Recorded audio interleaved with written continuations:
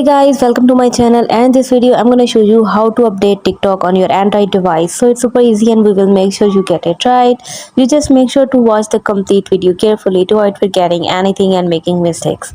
So guys, to update TikTok on Android device, you can use some steps. Open the Google Play Store on your Android phone, tablet, and open the Google Play Store app. Search for the TikTok in the search bar at the top of the screen and type TikTok and press enter.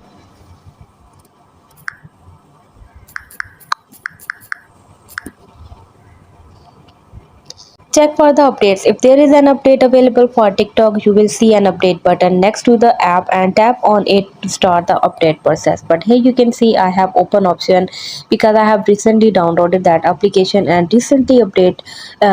So my application is recently updated. So therefore it is showing open. But if your WhatsApp is not showing open options, so there will definitely be an update options. So wait for the update to complete, and the update process may take a few minutes depending on your internet speeds and the size of the update.